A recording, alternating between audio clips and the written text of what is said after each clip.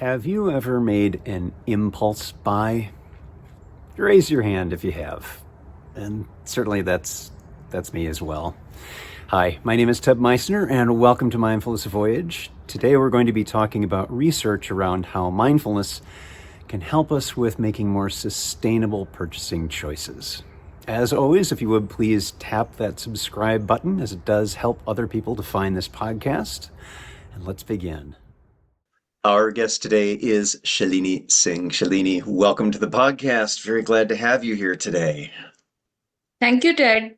Hi, everyone, and this is Shalini, and I am working as an assistant professor in University of Petroleum and Energy Studies in India.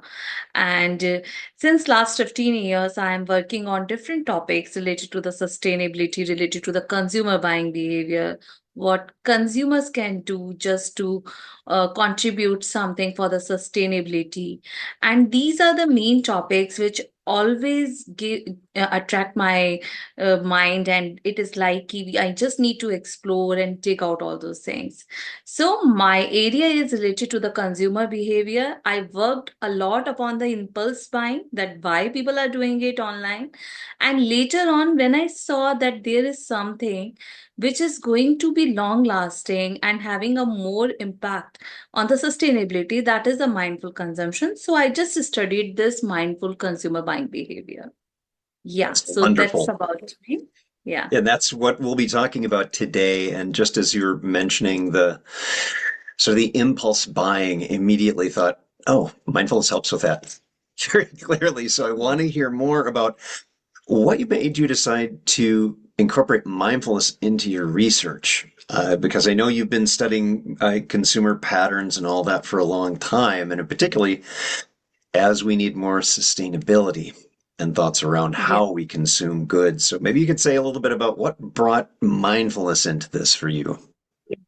So, Ted, it actually took a lot of time for me. In 2014, I decided to work upon the impulse buying because it is something which I was also doing.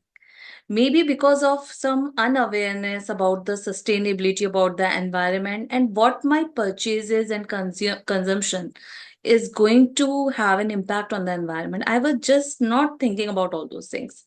Somewhere I was disconnected with the nature. I was just thinking about hoardings. I just thinking about the urges that I was getting from the e-commerce platform that was actually getting lot of chances that the people are going to buy it on the from the e-commerce platform, on from the online shopping. They were putting a lot of discount offers, variety of products were available which are not available in the physical marketplace, and this is somewhere it came from my mind itself that yes, impulse is something on which I am working.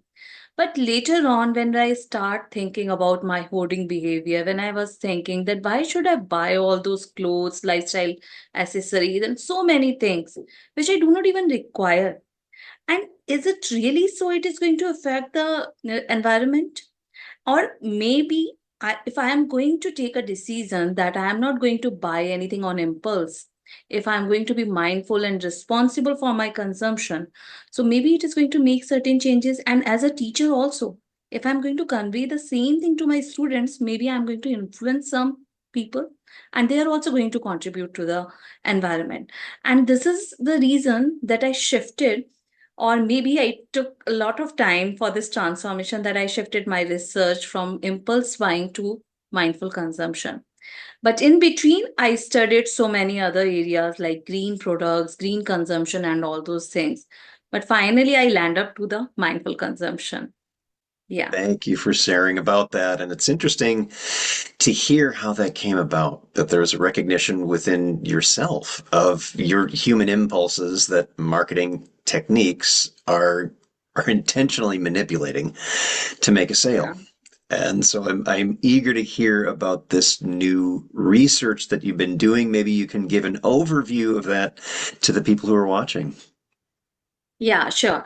So, what exactly I was thinking about, that all the time we are saying that it's the responsibility of the government and the UN or maybe the organizations who are keep on manufacturing the things, that they have to go for the mindful production, or maybe the government has to go for some kind of policies which are going to govern in a mindful way. But is it really so? It is happening. We have sustainable development goals, we have ESG compliances, so many protocols have been signed for the environment. Is it really impacting? Or why we are getting delayed in that? Why we are not able to achieve all those targets? So maybe something is lacking from the consumer sides. It's not only the responsibility of the companies or maybe the government and these international organization. It is the responsibility of a human being, that as a person, as a part of this planet, we need to take care of that. So somewhere it is struck to my mind that how we are going to achieve the sustainability. Then I thought about that. I discussed all these things with my elder people in my family as well as in my society. Then I came to know that all these things are actually happening. It was happening that people were contributing a lot to the sustainability. Even there were so many things that we are doing right now in a very indeliberate way. We are going to go for the unsustainable consumption. But in if you're talking about your our ancient time, or maybe if you're talking about the people who are now old age, they were doing everything very mindfully, whether they are cooking, whether they are buying, or they are doing anything in their life. They were very mindful in that way. So I just interrogated all those things, and then I came to know about some publication related to the mindfulness and all. Then I came to know that okay, mindfulness is something which is missing nowadays. You can talk about any country, all those countries, Gen Zs and Y, they are lacking in mindfulness. So why is it lacking? So I just explored the some antecedents for the mindfulness, that what exactly is driving mindfulness, and mindfulness is finally leading to the mindful consumption. I came to know that it was in our culture, it was in different religions, it was there, whether you're talking about Hinduism, Christianity, or Islam or Jainism, everywhere it was there. These all these epics, all these religion and some spiritual activities, they were telling us that you have to be mindful for every decision that you are going to take. But nowadays, because of the technological influence, because of our rapid changes in the life, and so many changes in your industry as well, we are so busy that we are taking decision not mindfully. We are just making our impulse choices, and this is something creating a lot of chaos, not only in the environment but in society as well as in our psychology also. So this is something I'm going to talk about. But the question is, why mindfulness? Why not something else like responsible consumption, or something like rational consumption or something? When I think about all those concepts of the sustainability, I came to know that maybe I am going to be rational for one purchase or for the consumption of specific products. But I'm not going to be the mindful in that way. I'm going to be mindful when I'm going to practice mindfulness, and it will take a lot of time because I need to train my mind that I have to make the mindful choices all the time. Whether I'm going for any kind of trip, whether I am using my vehicle, or I'm eating something, or I'm buying anything. So I need to be mindful in that way. So the question that came to my mind, and it was a dilemma that I was able to find out, that why these religious things and these cultural things like human nature relationship and our orientation towards our cultural orientation towards the environment, why it is getting missed out nowadays. So I discussed this thing in my studies. I was able to find out a lot of different kind of challenges. That there is one which talks about that we are not even aware. We are educated. You can say that we have the degrees, but we are not educated in terms of environment. Somewhere the eco literacy is lacking when we are talking about our society. So most of the time we want to show our materialistic attitude, we want to show our snobbish effect, and this is the reason mindfulness is going to be a hurdle, that we are not doing the mindful consumption. So this study talks about different challenges, but there is one more thing that we need to discuss. The problem is, if there are 100 problems, how are you going to make the policies for everything? How are you going to achieve or resolve each hurdle? So I used a technique in that, through which I was able to find out the contextual interrelationship among the different challenges. So it's not like that you have to target. Maybe you are going to resolve only one challenge and it is going to automatically resolve the other issues. So this is the thing that we can do, but definitely it's not one moment practice that is going to be attained by everybody. We need to learn it. We have to pass it on to to our generations, and this is in this way might be our generation, the generation which are coming up, the generation alpha or beta. Maybe they are going to be mindful in using the technology, in purchasing, or in consuming anything, and might be at the time we are going to do something for related to the sustainability. So this was my idea, and this is the research that I completed in my recent publication. Yeah.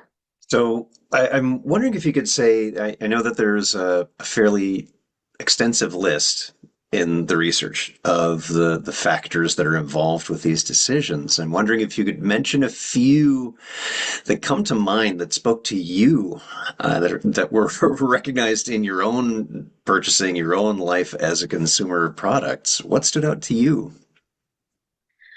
See, for an example, like it's about you, first of all, it's about your unawareness, that you're not aware about the things. Secondly, do you really care about yourself? Do you care about society or the environment? If these things are getting missed out, if you're not able to control your emotions, if you're not able to control the urges for buying or for consuming more and more, then you are not able to be mindful. So what exactly I did, it started with a very simple acts that I just tried to imbibe in my life.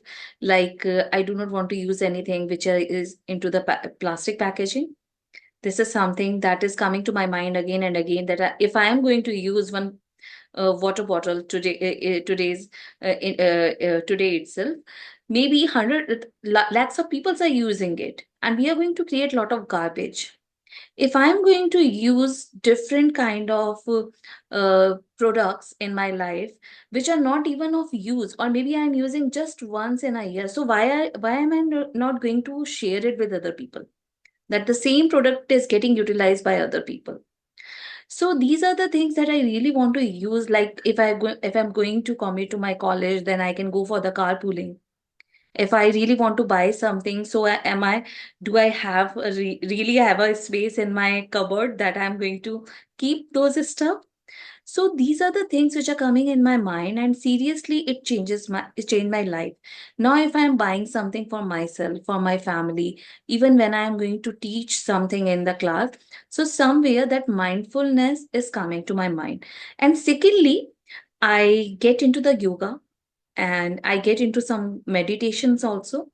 This actually helps me out to control my urges, or maybe it is going to help out so many other people. And it's not only about yoga and meditation, there are so many things that you can do, and you can be mindful. You can just go for the brainstorming. You can just, or might be you are getting some kind of influences which is going to encourage the mindfulness in you. So this is what I did. Thank you. And I'm wondering what are some of the things that you are hoping happens next with this work, or maybe some other things that you're working on that you'd like to share? Yeah, so what exactly I was trying to do, I was trying to find out different factors.